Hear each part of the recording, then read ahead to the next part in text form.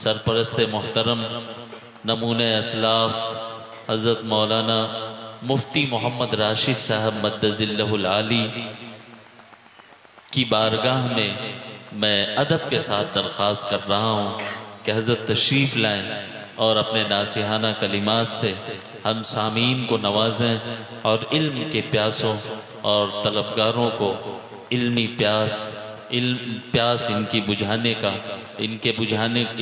پیاس بجھانے کا اہتمام فرمائیں۔ الحمدللہ نحمده ونستعینه ونستغفره ونؤمن به ونتوکل علیہ ونعوذ باللہ من شرور انفسنا ومن سیئات اعمالنا من یهده اللہ فلا مضل له ومن یضللہ فلا ہادی له واشهد ان لا الہ الا اللہ وحدہ لا شریک له واشهد ان سیدنا ومولانا محمدا عبدہ ورسولہ صلی اللہ علیہ وسلم۔ اعوذ باللہ من الشیطان الرجیم، بسم اللہ الرحمن الرحیم، الف لام میم، ذالک الکتاب لا ریب فیہ ھدی للمتقین، صدق اللہ العلی العظیم۔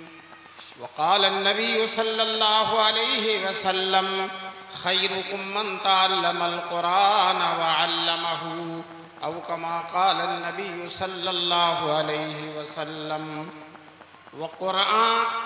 وقرآن جو غذا بھی ہے، دوا بھی ہے، شفا بھی ہے۔ وہ قرآن جو غذا بھی ہے، دوا بھی ہے، شفا بھی ہے، اسی سے ہوتی ہیں سب طے منازل ہائے عرفانی۔ حضرت صدر جلسہ معزز اور محترم علماء کرام، محترم بزرگوں اور دوستوں، نوجوانان ملت، اور تقریباً مردوں کے برابر ہی بلکہ ان سے زیادہ ہی تشریف لائی ہوئی مائیں اور بہنیں، بے شک ماشاءاللہ یہ اعلیٰ پور کا اجلاس جو ہے بہت اعلیٰ درجے کا ہے، بے شک اور اتنا مجمع تو لکھنؤ بھی نہیں ہوتا ہے جو مجمع یہاں ہے ماشاءاللہ۔ اور میں تو سوچ رہا تھا 11 بجے تک لوگ بھاگ جائیں گے، لیکن لوگ بیٹھے ہوئے ہیں، اور کم سے کم بچے سو جاتے ہیں لیکن بچے بھی جاگ رہے ہیں۔ الحمدللہ یہ اللہ کا فضل و کرم ہے، احسان ہے۔ اللہ تبارک تعالیٰ اس مدرسے کو فیض العلوم کا فیض اللہ تعالیٰ قیامت تک جاری رکھے۔ آمین آمین۔ ماشاءاللہ ابھی آپ کے سامنے 50 بچوں ہی نہیں 50 لوگوں کی دستار بندی ہوگی، اس لیے کہ اس میں کچھ بچے بھی ہیں کچھ بڑے بھی ہیں، تو 50 بچے نہیں بلکہ 50 لوگوں کی دستار بندی ہوگی۔ آپ اس حسین منظر کو دیکھ کر جائیے گا۔ میں نے اپنی تقریر پہلے کرا لی، کہیں دستار بندی کے بعد لوگ بھاگ نہ جائیں۔ بہرحال یہ مدرسے الحمدللہ ہماری حکومتیں نہیں ہیں، اور آج دنیا میں جو مسلمانوں کی حکومتیں ہیں وہ جتنا دین کا کام کر رہی ہیں اس سے ہزاروں گنا زیادہ ان ٹاٹ اور بوریوں پر بیٹھنے والے علماء اور یہ مدرسے انجام دیں۔ سبحان اللہ، بے شک دین کی خدمت الحمدللہ، دین کی حفاظت، اشاعت، خدمت، قرآن و حدیث کی تعلیم، ان پر عمل کرانا، ماحول و معاشرے کو قرآنی بنانا، الحمدللہ ان مدرسے کے علماء ہی کا کام ہے۔ جب ہندوستان میں انگریز آ گیا، انگریز نے طے کر لیا، بڑے نشے میں تھے اپنے حکومت کے، طے کر لیا کہ ہم ہندوستان میں اسلام کو نہیں رہنے دیں گے۔ دوستو اسلام تو ہے اور رہے گا، انگریز ہی نہیں رہا۔ اسلام تو ہے اور انشاءاللہ رہے گا، اور انگریز ہی نہیں رہا۔ لارڈ میکالے جو انگریزوں کا وزیر تعلیم تھا، اس نے اپنی حکومت کے نشے میں اعلان کر دیا تھا ہم انگریزی تعلیم اور انگریزی تہذیب اور انگریزی ماحول و معاشرے کو پیدا کر کے ہم ایسے ہندوستانی بنائیں گے جو صورت و شکل کے اعتبار سے ہندوستانی ہوں گے اور ذہن و دماغ کے اعتبار سے انگریز ہوں گے۔ انہوں نے اللہ تعالیٰ نور سے بھر دے بزرگان دیوبند کی قبروں کو، آمین۔ مولانا قاسم نانوتوی، مولانا رشید احمد گنگوہی، حاجی امداد اللہ مہاجر مکی اور ان کے اللہ والے رفقا، ان حضرات نے دیوبند کے مشہور قصبے میں، قصبہ تو بہت ہی غیر مشہور تھا، کوئی جانتا ہی نہیں تھا، مدرسہ نہ کھلتا تو شاید آپ میں سے کوئی دیوبند کو نہ جانتا۔ اور آج صورتحال یہ ہے، باہر ملکوں میں پوچھتے ہیں یو پی کہاں ہے تو بتایا جاتا ہے جہاں دیوبند ہے، یو پی کہاں ہے تو بتایا جاتا ہے کہ جہاں کیا ہے دیوبند۔ آج دیوبند اتنا مشہور ہے، ایک دن جب ایک وزیر آئے تھے تو پوری دنیا کے تمام چینلوں میں جتنا تذکرہ دیوبند کا ہوا، شاید دنیا میں مکے اور مدینے کے بعد کسی جگہ کا اتنا تذکرہ نہیں ہوا ہوگا۔ بہرحال اللہ تبارک تعالیٰ نے ان بزرگوں کو اپنی بارگاہ سے مقبول بنا کر بھیجا اور ان کے ہاتھوں میں برکت عظیم ہے۔ چنانچہ ان حضرات نے دیوبند کا مدرسہ قائم کر کے اللہ کے توکل پر اعلان کر دیا، ہم ایسے ہندوستانی بنائیں گے جو صورت و شکل کے اعتبار سے ہندوستانی ہوں گے اور ذہن و دماغ کے اعتبار سے مکی اور مدنی ہوں گے انشاءاللہ۔ اے مسلمانوں بتاؤ ہم مکی اور مدنی ہیں کہ نہیں ہیں؟ آج پورا ملک مکی اور مدنی ہے الحمدللہ۔ ہم اس ملک میں رہتے ہیں، اس ملک کی محبت کرتے ہیں، اس کی خدمت کرتے ہیں اور 100 بار سجایا ہے ہم نے اس ملک کے گیسوئے برہم کو۔ دوستو ہم نے اس ملک کے ساتھ ہمیشہ وفاداری کا ثبوت دیا ہے اور ملک کو شاندار تہذیبیں، شاندار عمارتیں اور شاندار روایات سے ہم نے اس ملک کو روشن کر دیا ہے۔ دوستو جو ہے بہرحال ہم الحمدللہ اس ملک کی محبت کرتے ہیں لیکن اپنے دین، ایمان اور روحانیت کے رشتے سے مکی اور مدنی ہیں، اور ہر مسلمان کی مکے اور مدینے جانے کی تمنا رہتی ہے اور کہتا ہے مدینہ جاؤں پھر آؤں، مدینہ جاؤں پھر آؤں، مدینہ پھر جاؤں، تمام عمر اسی میں تمام ہو جائے۔ بلا لے جلد مدینہ، بلا لو جلد مدینہ، یہ ہے امیر کو خوف کہیں نہ عمر دو روزہ تمام ہو جائے۔ دوستو الحمدللہ یہ انہی علماء دیوبند کا فیض ہے، انہی کی برکت ہے۔ انہوں نے مصیبتیں سہی، انگریزوں کا ظلم و ستم برداشت کیا، تختہ دار پر لٹکائے گئے، مالٹا کی جیل کو آباد کیا، اور دوستو اس کے باوجود ان تمام حالات و مشقتوں کے باوجود الحمدللہ دین پر سرگرم عمل رہے اور دین کی خدمت کرتے رہے۔ وہ لوگ جو علماء دیوبند کے قائل نہیں ہیں، اگر کبھی دیوبند پہنچ جاتے ہیں، دیوبند پر چھپ کر جاتے ہیں کہ چلو اپنا ذریعہ معاش دیکھائیں، جس کا نام لے لے کر ہم روزی کماتے ہیں، چلو اس دیوبند کو دیکھائیں جس کو گالی دے دے کر ہم جو ہے اپنی محفلوں کی رونق بناتے ہیں۔ تو آتے ہیں تو کہتے ہیں جی صاحب کام تو یہی لوگ کر رہے ہیں، کام تو یہی لوگ کر رہے ہیں۔ الحمدللہ اس چپے چپے میں جو مدرسے ہیں، گاؤں گاؤں میں مدرسے ہیں، مکتب ہیں، آپ کا یہ اعلیٰ پول کا مدرسہ، کتنے مدرسے ہیں آپ گن نہیں سکتے ہیں۔ دوستو جو ہے یہ سب علماء دیوبند کا فیض، انہی کی برکت ہے۔ دیوبند سے پہلے مدرسے ہوتے تھے، کوئی نواب چلاتا تھا، کوئی رئیس چلاتا تھا، کوئی جاگیردار چلاتا تھا، اور اس کا نقصان یہ ہوتا تھا کہ جس دن وہ رئیس ناراض ہو گیا 5 منٹ میں مدرسے بند، اس نے کمروں میں کہا، کمروں میں تالا لگوا دیا، مدرسین سے کہا ہم تنخواہ نہیں دیں گے، طلبہ سے کہا ہم کھانا نہیں دیں گے، مدرسہ بند۔ اللہ تبارک تعالیٰ ان بزرگان دیوبند کی بصیرت کو اللہ تبارک تعالیٰ قبول فرمائے اور اس کا بہترین صلہ نصیب فرمائے۔ انہوں نے جب مدرسہ کھولا تو بانی دیوبند نے 8 اصول لکھے، اس میں ایک اصول یہ بھی ہے کہ یہ مدرسہ کسی جائیداد پر بھروسہ نہیں کرے گا، کسی سلطنت پر بھروسہ نہیں کرے گا، کسی جاہ و اقتدار پر بھروسہ نہیں کرے گا، یہ مدرسہ اللہ کے توکل پر عام غریب مسلمانوں کے چندوں سے چلے گا انشاءاللہ۔ دوستو حضرت نانوتوی رحمت اللہ علیہ نے جب دارالعلوم دیوبند قائم ہوا تو 7ویں سال دستار بندی کا جلسہ ہوا، جیسا کہ یہ جلسہ ہوا ہے آپ کا ہو رہا ہے، تو 7ویں سال دستار بندی کا جلسہ ہوا۔ جلسے میں حجت الاسلام حضرت مولانا قاسم نانوتوی کی تقریر ہوئی۔ اللہ اکبر، کیسا جلسہ تھا اور کیسے مقرر تھے اور کیسے سامعین تھے۔ مولانا نے فرمایا ہمارے مدرسے کو اللہ نے ہماری توقع سے زیادہ مقبولیت دی، اور جب یہ مدرسہ قائم ہوا کچھ بچے مکے میں پڑھتے تھے، کچھ مدینے میں پڑھتے تھے، مکہ اور مدینہ چھوڑ کر دیوبند میں آ گئے اور یہاں انہوں نے اس 7 سال کے اندر یہ مقبولیت ہوئی۔ دوستو یہی بانی دارالعلوم دیوبند نے بچپن میں خواب دیکھا تھا میں خانہ کعبہ کی چھت پر ہوں اور میرے جسم سے دودھ کی نہریں نکل کر ہر طرف جا رہی ہیں۔ آج کل ہمارے ماحول و معاشرے میں کچھ لوگ خواب پر اعتراض کرتے ہیں، خواب کی کیا حقیقت ہے؟ ہم کہتے ہیں کہ خواب کی یہی حقیقت ہے کہ حضور صلی اللہ علیہ وسلم نے فرمایا ہے نبوت کے 46ویں حصے میں سے ایک حصہ مومن کا خواب۔ چنانچہ مولانا قاسم نان بخاری شریف کی روایت ہے، بعض لوگوں کو بخاری نہ سناؤ تو بخار آنے لگتا ہے اور بخاری ہی کو حدیث جانتے ہیں، اس کے علاوہ کو حدیث نہیں جانتے۔ حالانکہ حدیث، ہر وہ حدیث جو صحیح سند سے رسول پاک صلی اللہ علیہ وسلم تک پہنچی ہے، چاہے بخاری میں ہو یا نہ ہو، وہ حدیث ہے اور ہمارے نبی پاک کا ارشاد گرامی ہے۔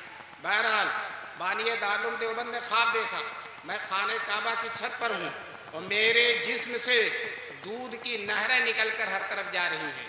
کسی عارف کامل نے خواب کی تعبیر بتائی، یہ بچہ بڑا ہو کر حضور صلی اللہ علیہ وسلم کے دین کی ایسی خدمت کرے گا جس کا فیض پوری دنیا میں جائے گا، جس کا فیض پوری دنیا میں جائے گا۔ اب میں بتاؤں فیض کی بات، دارالعلوم دیوبند میں امام حرم تشریف لائے تھے، اپنی تقریر میں انہوں نے کہا میں امام حرم ہونے کی حیثیت سے دنیا کے ہر ملک میں گیا اور جہاں بھی میں گیا دارالعلوم دیوبند کا فیض سورج اور چاند کی طرح چمکتا ہوا نظر آیا۔ پوری دنیا میں آپ افریقہ میں چلے جائیے، امریکہ میں چلے جائیے، برطانیہ میں چلے جائیے، الحمدللہ دین کا چراغ جلانے والے، دین کی شمع روشن کرنے والے یہی مدرسے ہیں۔ اللہ تبارک تعالیٰ ان مدرسوں کو قیامت تک باقی رکھے اور دوستو انشاءاللہ باقی بھی رہیں گے، یہ باقی بھی رہیں گے قیامت تک۔ کیوں؟ اللہ نے قرآن میں فرمایا ہے ان تنصر اللہ ینصرکم، اگر تم اللہ کے دین کی مدد کرو گے اللہ تمہاری مدد کرے گا۔ بتاؤ مدرسے دین کی مدد کر رہے ہیں کہ نہیں کر رہے ہیں؟ حافظ کون بنا رہا ہے؟ قاری کون بنا رہا ہے؟ محدث کون بنا رہا ہے؟ مفسر کون بنا رہا ہے؟ فقیہ کون بنا رہا ہے؟ دین کے دائی کون بنا رہا ہے؟ الحمدللہ یہی مدرسے ہی بنا رہے ہیں، یہ دین کی خدمت کرتے ہیں۔ تو دوستو اللہ تبارک تعالیٰ ان کی حفاظت کریں گے انشاءاللہ، ان کی حفاظت کریں گے۔ انگریزوں نے ایڑی اور چوٹی کا زور لگا دیا تھا کہ دارالعلوم دیوبند کو بند کر دیا جائے۔ مولانا یعقوب صاحب رحمۃ اللہ علیہ پہلے صدر مدرس تھے، وہ سبق پڑھاتے رہتے تھے اور انکوائری آ جاتی تھی، انکوائری کے افسران آ جاتے تھے سرکاری کہ یہ بتائیے 1857 میں کون شریک تھا، شاولی میں کون شریک تھا۔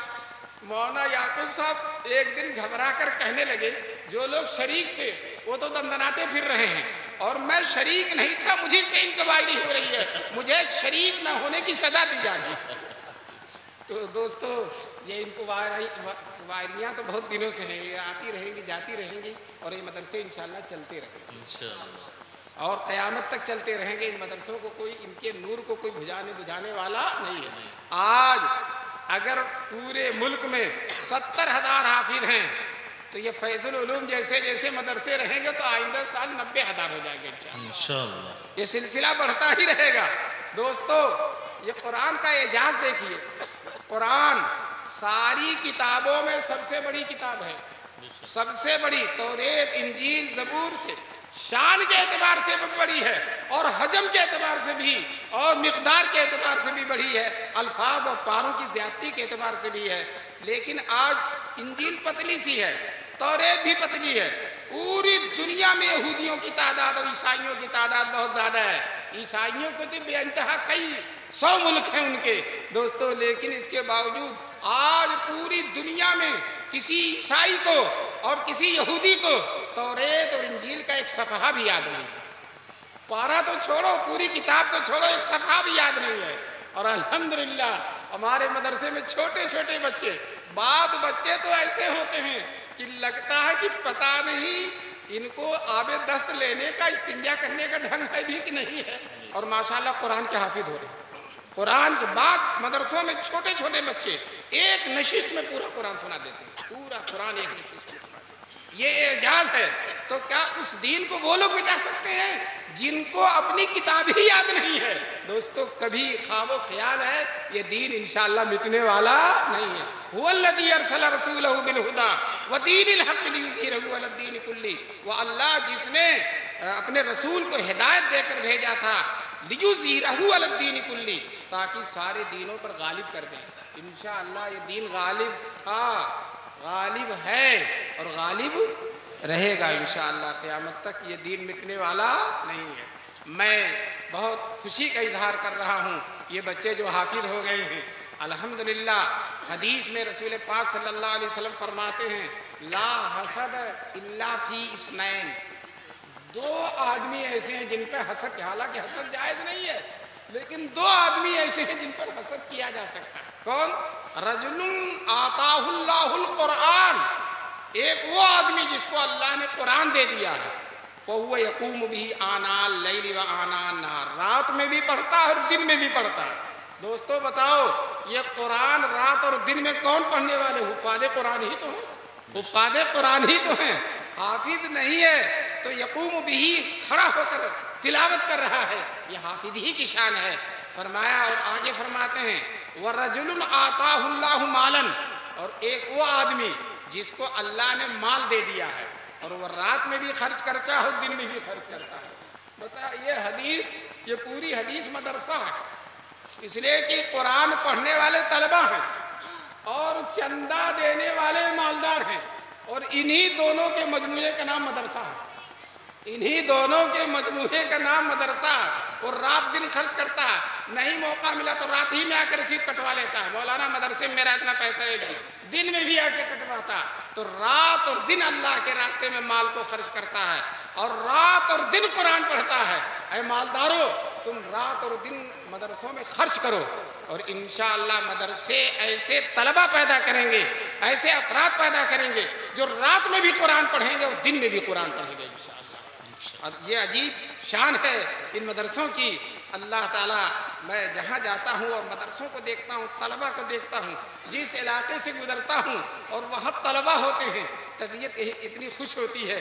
انشاءاللہ ثم انشاءاللہ یہاں اسلام کا نام و نشان باقی رہے گا انشاءاللہ، ختم ہونے والا نہیں۔ یہ مدرسے ہمارے بچوں کو قرآن پڑھا دیتے ہیں، ان کے سینے میں قرآن محفوظ کر دیتے ہیں، دعائیں یاد کرا دیتے ہیں، نماز کا طریقہ بتا دیتے ہیں، مسئلے مسائل بتلا دیتے ہیں۔ یہ جو بچے اور بچیاں مکتب میں پڑھتی ہیں، ہماری مائیں اور بہنیں بھی سن رہی ہیں، جو بچیاں اور جو بچے مکتب میں پڑھ لیتے ہیں اور قرآن پڑھ لیتے ہیں، دعائے قنوت یاد کر لیتے ہیں، التحیات اور درود شریف یاد کر لیتے ہیں، ایمان مجمل اور ایمان مفصل یاد کر لیتے ہیں، تعلیم الاسلام پڑھ لیتے ہیں، اگر وہ بچے اور بچیاں کسی بھی ماحول میں جائیں، غلط بھی ماحول میں جائیں، انشاءاللہ ثم انشاءاللہ بچپن میں جو ایمان کا نور سینے میں بیٹھ گیا وہ نکلنے والا نہیں۔ یہ جو بچیاں مرتد ہو رہی ہیں اور بچے، یہ وہ ہیں جن کو ماں باپ نے مکتب میں نہیں ڈالا، مکتب نہیں پڑھایا، دین نہیں پڑھایا، ابتدا میں اللہ اور اس کے رسول کی پہچان نہیں کرائی، اسلام کو نہیں سکھایا۔ دوستو بلا تعلیم الاسلام کے اسلام سمجھ میں نہیں آئے گا، بلا تعلیم الاسلام کے اسلام سمجھ میں نہیں۔ ابھی دلی میں حضرت مفتی کفایت اللہ صاحب جو تعلیم الاسلام کے ہیں، کل سے ان پر سیمینار ہو رہا ہے، کل اور پرسوں ہوگا، اور میری طبیعت بھی خراب تھی، لیکن میں نے اس محبت میں کہ مفتی صاحب کی اس کتاب نے اتنا لوگوں کے سینے کو منور کیا ہے، اتنا بچوں پر فیض ہے اس کتاب کا تعلیم الاسلام کا، کہ میں ان کے سیمینار میں انشاءاللہ ضرور شریک ہوں گا۔ تو وہ جب مفتی صاحب کا انتقال ہو گیا تو دلی کی جامع مسجد کے نیچے تعزیتی جلسہ تھا، چھوٹے چھوٹے، بڑا مجمع تھا، چھوٹے چھوٹے بچے جا رہے تھے مکتب کے، تو کہنے لگے یہ تعلیم الاسلام والے کا جلسہ ہے، کہنے لگے یہ تعلیم الاسلام والے، یہ زندہ جاوید کتاب ہے، اے مسلمانوں مکتب میں بھیج کر اپنے بچوں اور بچیوں کو تعلیم الاسلام پڑھاؤ، انشاءاللہ وہ کبھی مرتد نہیں ہوں گے، دین نہیں ہوتے، ان کے ہاتھ سے کبھی حضور پاک صلی اللہ علیہ وسلم کا دامن چھوٹنے والا نہیں۔ بڑی بنیادی خدمت انجام دے رہے ہیں مدرسے، اللہ تعالیٰ ان مدرسوں کی خدمات کو ہر طرح سے شرف قبولیت سے نوازیں، اور میں آج خاص طور سے ان بچوں کو اور ان بچوں کے گھر والوں کو مبارکبادی دیتا ہوں جن کے بچے حافظ ہوئے ہیں اور جن کے سینے میں قرآن محفوظ ہوا ہے۔ اور ابھی آپ حسین منظر دیکھیں گے، ان بچوں کے سر پر انشاءاللہ سفید سفید پگڑی باندھی جائے گی۔ فرشتوں کو دھوکہ ہو جائے گا کہ یہ فرشتے ہیں یا ہم فرشتے ہیں۔ فرشتوں کو دھوکہ ہوگا کہ یہ فرشتے ہیں یا ہم فرشتے ہیں۔ فرشتوں تم بھی فرشتے ہو اور یہ بھی فرشتے ہیں، یہ بھی فرشتے ہیں۔ چنانچہ جو ہے جب آدمی قرآن پڑھتا ہے اور قرآن کی تلاوت کرتا ہے تو فرشتے جوق در جوق مجمع لگا کر قرآن سننے آتے ہیں۔ بخاری شریف کی روایت میں ہے، حضرت اسید بن حضیر ایک صحابی ہیں اور وہ اپنے گھر میں بیٹھے قرآن پڑھ رہے تھے، رات میں قرآن کی تلاوت کر رہے تھے، ان کا گھوڑا اچھلنے لگا تو انہوں نے تلاوت بند کر دی، گھوڑے نے اچھلنا بند کر دیا اور جو ہے پھر پڑھنا شروع کیا، گھوڑے نے پھر اچھلنا شروع کر دیا، انہوں نے پڑھنا بند کر دیا، گھوڑے نے اچھلنا بند کر دیا، تیسری دفعہ پھر پڑھنے لگے اور پھر گھوڑا اچھلنے لگا۔ تو ان کا لڑکا یحییٰ نام کا وہاں سویا ہوا تھا چھوٹا، انہوں نے سوچا کہیں گھوڑا میرے بچے کو کچل نہ دے، اٹھے کہ بچے کو دور کر دے، گھوڑے سے دور، یہ اچھل رہا ہے، کیا بات ہے، سلسلہ چشتیہ کا بزرگ لگ رہا ہے، اسے حال آ رہا ہے۔ قبروں پر جائیے نا، کچھ لوگ ایسے ہیں مسجد میں کبھی حال نہیں آتا اور قبر پہ جہاں گئے کیا حال شروع ہو جاتا ہے۔ میں دیوا شریف میں بھی جا کے دیکھا اور جگہوں پہ دیکھا، نماز ایک ٹائم نہیں مسجد میں اور قبر پہ جا کر حال آ رہا ہے۔ اللہ تعالیٰ اس طرح کے حال سے حفاظت فرمائے۔ یہ حال اچھا حال نہیں ہے۔ نماز کے بغیر جو حالات ہوں گے اور جو کیفیات ہوں گی، ان کیفیات کا کوئی اعتبار دین میں نہیں۔ اصل چیز نماز ہے، اگر نماز کا پابند ہے تو سب کچھ ہے، اور نماز کا پابند نہیں تو کتنا بھی جھوم جائے قبر پر، کتنا بھی طواف کر لے، کتنا بھی چکر لگائے۔ یہ مولانا حکیم الدین صاحب بیٹھے ہیں، باسا شریف گئے تو لوگ اتنا طواف کر رہے تھے کہ قبر کو دیکھ ہی نہیں پائے، ہم قبر ہی کو دیکھ ہی نہیں پائے، حالانکہ طواف صرف بیت اللہ کا ہے۔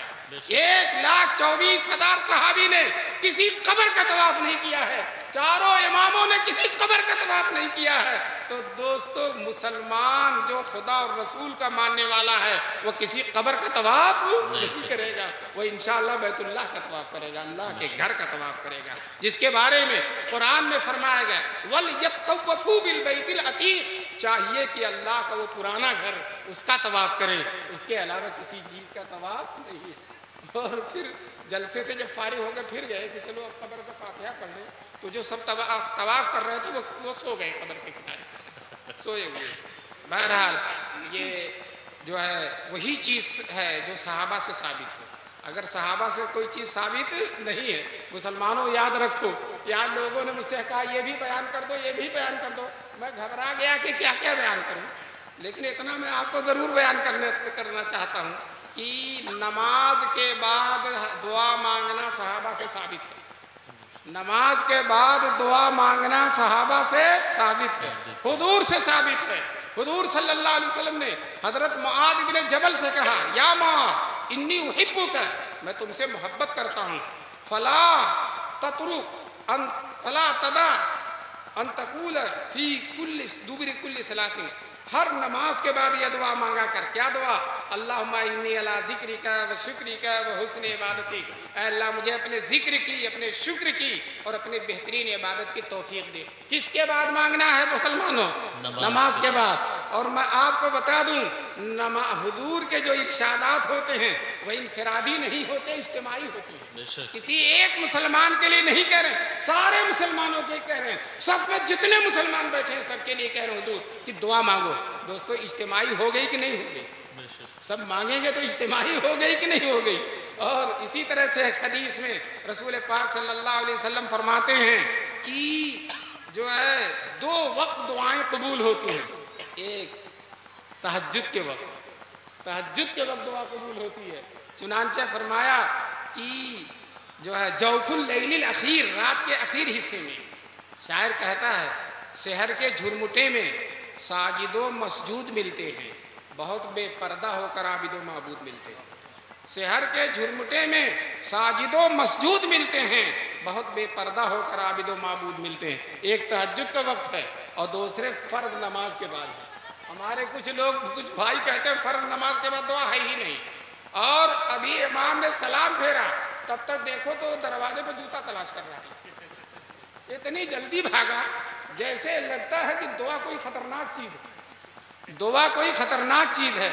دوستو ہمارے حضور دعا مانگتے تھے، صحابہ دعا مانگتے تھے۔ حضور فرماتے ہیں دبور کل صلاۃ، تہجد میں تو اٹھتے نہیں اور فرض نماز کے بعد بھاگ جاتے ہیں، تو یہ دعا مانگتے کب ہیں؟ کیا ان کو اللہ سے کچھ کہنا نہیں ہے؟ ان کی اللہ کے دربار میں کوئی حاجت نہیں ہے؟ کیا اللہ سے مانگنے والے بندے نہیں کس وقت مانگیں گے؟ جب حضور نے جو وقت بتایا اس وقت نہیں مانگ رہے ہیں تو یہ کس وقت مانگیں گے؟ اللہ تبارک تعالیٰ ان کو ہدایت نصیب فرمائے۔ بہرحال میں قرآن کی بات کرتے کرتے ادھر نکل آیا۔ یہ کہنا چاہتا ہوں، یہ جو بچے حافظ ہوئے ہیں، ایک حدیث سناؤں گا۔ ابھی میرے بعد مولانا فیاض صاحب کی تقریر ہوگی اور انشاءاللہ بڑی فیاضی کے ساتھ تقریر ہوگی، جم کے تقریر فرمائیں گے۔ اس لیے جو ہے میں بہت لمبی تقریر نہیں کرنا چاہتا، لیکن اتنا بتا دوں، حدیث میں رسول پاک صلی اللہ علیہ وسلم نے فرمایا ہے جس کا بیٹا حافظ ہو جاتا ہے، اللہ تعالیٰ بیٹے کو اور باپ دونوں کو اپنے سامنے کھڑا کرے گا۔ بیٹا بھی آئے گا اور باپ بھی اللہ کے سامنے آئے گا۔ میں جن کے بیٹے حافظ ہو گئے ہیں ان کے باپوں سے میں کہتا ہوں کہ کم سے کم داڑھی رکھ لو، اللہ کے سامنے کھڑا ہونا ہوگا، اللہ کے سامنے کھڑا ہونا ہوگا، اور داڑھی نہیں، جیسے مرو گے ویسے ہی اٹھا ہو جاؤ گے۔ بے داڑھی کے اگر مرے اور دفن کیے گئے تو میدان محشر میں بے داڑھی کے اٹھاؤ گے۔ بتاؤ اللہ کے سامنے کھڑے رہو گے تو ایک ہاتھ سے تو داڑھی چھپاؤ گے، تو ابھی نیت کر لو کہ انشاءاللہ داڑھی رکھیں گے۔ بہرحال باپ اور بیٹے دونوں کو کھڑا کریں گے اور بیٹے سے کہیں گے پڑھو، بیٹا باللہ بسم اللہ کہہ کے پڑھتا رہے گا، ایک آیت پڑھے گا اور باپ کا ایک درجہ بڑھے گا۔ بیٹا پڑھتا جائے گا اور باپ کا درجہ بڑھتا چلا جائے گا۔ بیٹا جہاں تک قرآن ختم کرے گا باپ کا درجہ جنت میں بڑھتا چلا جائے گا۔ اور ایک دوسری روایت میں ہے کہ بیٹے سے بھی کہیں گے پڑھتے جاؤ اور چڑھتے جاؤ۔ آپ نے علماء سے حدیث سنی، ترمذی میں ہے اور بہت ساری حدیث کی کتابوں میں ہے۔ تو ہمارے دارالعلوم دیوبند کے سابق شیخ الحدیث حضرت مفتی سعید صاحب، اللہ ان کے قبر کو نور سے بھر دے، وہ اس حدیث کو سنا کر بطور لطیفہ کہتے تھے ڈنڈا کھایا بیٹے نے اور درجہ بڑھ رہا باپ کا۔ ڈنڈا کھایا بیٹے نے، اس لیے کہ بیٹا ڈنڈا کھائے، چھوٹے چھوٹے بچے حافظ نہیں ہوتے، حافظ صاحب فجر سے پہلے ان کو جگا دیتے ہیں، مسند پر آ کر بڑے تمطراق سے بیٹھ جاتے ہیں، اور لڑکا سنانے آتا ہے، ایک غلطی تو چھوڑ دیتے ہیں، دوسری غلطی پر تھپڑ کا ناشتہ دیتے ہیں۔ تو مفتی صاحب اسی کی طرف اشارہ فرما رہے ہیں، ڈنڈا کھایا بیٹے نے اور درجہ بڑھ رہا باپ کا۔ باپ کا درجہ کیوں بڑھا؟ باپ نے قربانی دی، اس کو انگلش میڈیم میں نہیں بھیجا، اس کو سرکاری اسکولوں میں نہیں بھیجا، سعودی عرب کمانے کے لیے نہیں بھیجا، کارخانوں اور فیکٹریوں میں ملازم نہیں رکھا، سڑکوں پر آوارہ گھومنے کے لیے نہیں چھوڑا، بلکہ مدرسہ فیض العلوم میں لا کر اس کا داخلہ کرا دیا۔ باپ نے قربانی دی، آج قربانی کے صلے پانے کا وقت ہے۔ دوستو وہ لوگ جن کے 6 بیٹے تھے، 7 بیٹے تھے، ایک کو بھی حافظ نہیں بنایا، وہ کفے افسوس ملیں گے کہ کاش کہ میں اپنے ایک بیٹے کو حافظ بنا دیتا۔ اللہ تعالیٰ آج موقع ہے، مسلمانوں طے کر لو کہ انشاءاللہ ہم اپنے بیٹوں پوتوں نواسوں کو قرآن کا حافظ بنائیں گے انشاءاللہ۔ کہتے ہیں جس سینے میں قرآن نہیں ہے، جس سینے میں حدیث ہے قرآن نہیں ہے، وہ اجڑے ہوئے گھر کی طرح ہے۔ اجڑا ہوا گھر جس میں لوگ استنجا کرتے ہیں، کتے جانور جس میں پیشاب کرتے ہیں، اگر سینے میں قرآن نہیں تو وہ اجڑے ہوئے گھر کی طرح ہے۔ اور اگر سینے میں قرآن ہے تو دوستو باغ و بہار ہے۔ کہتے ہیں اگر 10 آیت پڑھ لیتا ہے روزانہ رات میں سوتے وقت تو اللہ تعالیٰ ساری آفتوں اور بلاؤں سے اس کو بچا دیتے ہیں۔ اس لیے آپ قرآن یاد کرو، اپنے بچوں کو بھی یاد کراؤ۔ حدیث میں رسول پاک صلی اللہ علیہ وسلم نے فرمایا جو مومن قرآن پڑھتا رہتا ہے، قرآن کی تلاوت کرتا ہے، اس کی مثال اترجا کی طرح ہے۔ اترجا ایک پھل ہوتا ہے سنترے کی طرح، بہت خوشبو۔ اگر مینا کے خیمے میں ایک آدمی توڑتا ہے تو پورا خیمہ مہک جاتا ہے، اتنی خوشبو اور لذت بھی بہت زیادہ ہوتی ہے۔ تو حضور نے فرمایا جو مومن قرآن پڑھتا ہے اس کی مثال اترجا کی طرح ہے، سنترے کی طرح ہے، وہ اس کی خوشبو بھی اچھی ہے اور اس کی لذت بھی اچھی ہے۔ اور جو مومن تو ہے لیکن قرآن نہیں پڑھتا، اس کی مثال کھجور کی طرح ہے۔